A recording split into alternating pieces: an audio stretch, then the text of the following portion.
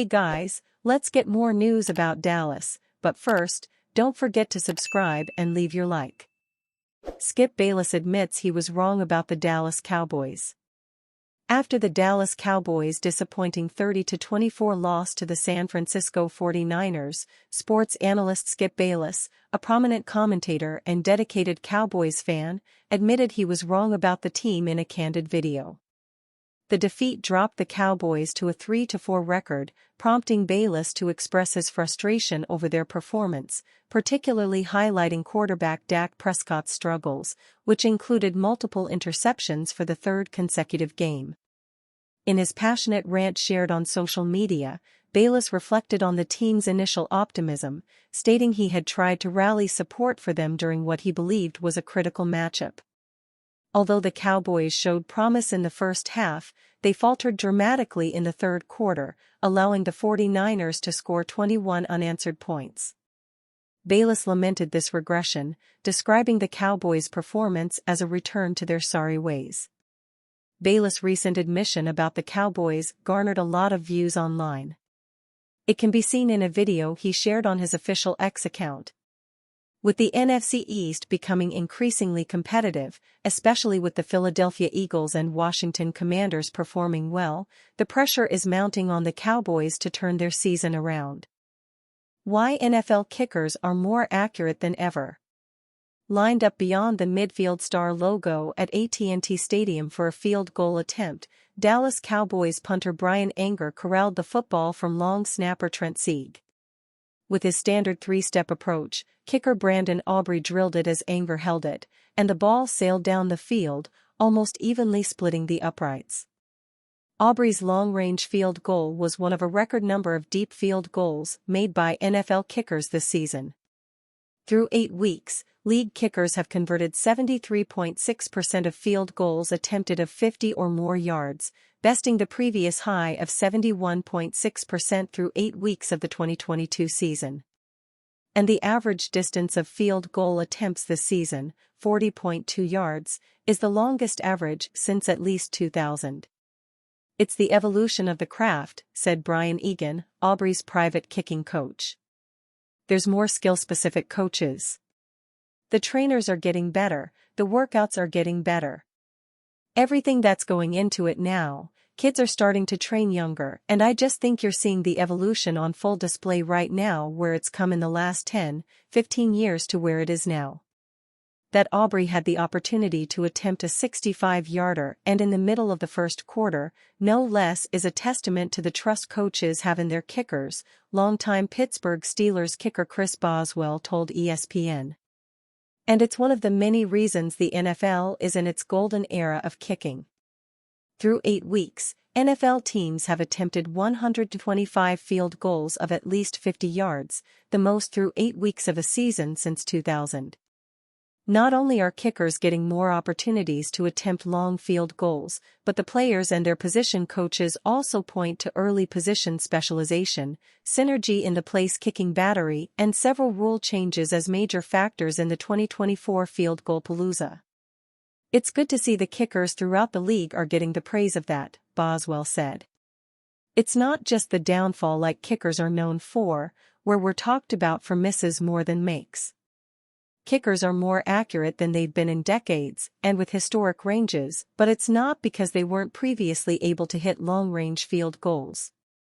Rather, Boswell said, coaches are finally trusting them in moments where analytics might have told them to punt the ball and play field position. Back in the day, my first couple years here, if it was over 53, it was let's play a defensive game and stuff like that, said Boswell, who entered the league in 2015. So I just think that as the years have progressed, coaches are trusting the kicker's legs more. We've always been able to do it just now. Finally, we're getting able to showcase that. So far this season, Boswell has converted 23 of 24 field goal attempts, including 6 of 7 from at least 50 yards, already matching his total of attempts and long-range field goal makes from last season. In a decade with the Steelers, Boswell has connected on 36 of 44 field goal attempts of 50 yards and beyond. It's that body of work, coupled with the intentionally watchful eyes of coach Mike Tomlin, that's helped lead to his hot start. It goes back to coaches watching us in practice that we attempt them in practice, Boswell said. We warm up from 60 in practice, we hit with a team from 60 in practice. So the more he sees that, the more confident he's willing to go out. It's definitely a trust that has to be earned, and you have to be watched repeatedly before he just gives you the nod to go out there in the middle of the first half for a 65-yarder. Though the attempt wasn't quite as long as Aubrey's, on the biggest stage in Super Bowl 58, the San Francisco 49ers trotted kicker Jake Moody out in the middle of the first half to attempt his own long-range field goal. Moody drilled the 55-yard attempt to hold the record for longest made field goal in the Super Bowl for a quarter until Kansas City Chiefs kicker Harrison Butker topped him with a 57-yarder in the third. Las Vegas Raiders kicker Daniel Carlson, who made a career-high 11 field goals of at least 50 yards on 13 attempts in 2022, has also felt his coach's trust. In 2018, Carlson's first year in the league, he made all 3 of his long-range field goal attempts. The next year, though, he missed his only 2 attempts. Since then, his volume of deep attempts and makes has increased, and so far this season, he's made 4 of 5 attempts from beyond 50 yards. At the end of the day, there's going to be a limit on the range at some point, but it's the accuracy and our team's more willing to kick these field goals now, Carlson said. I mean, guys have always been able to kick 50-60-yarders, but it's like, how often are you making them? What percentage is a coach willing to risk a 60-yarder? The explanation for the NFL's kicking renaissance isn't a mystery to longtime special teams guru Danny Smith. The length hasn't changed, said Smith, who spent the last 13 seasons coaching the Steelers' special teams unit. The field hasn't changed. So what has changed? The quality of the kicker. The quality of the operation. They spend a lot of time together. Michael Irvin says Cowboys have to make trade at deadline to save season. Michael Irvin tells TMZ Sports if his beloved Cowboys don't make a move by the trade deadline next week, it could be curtains for Dallas season already. The Hall of Famer made it crystal clear to us out at LAX on Monday that the only thing that can save his former team from impending irrelevancy is adding a key piece between now and the NFL's November 5 last day of trading. Irvin told us if the Cowboys don't improve their roster with a swap, a whole lot more losses like the one they experienced on Sunday night against the 49ers will be heading their way.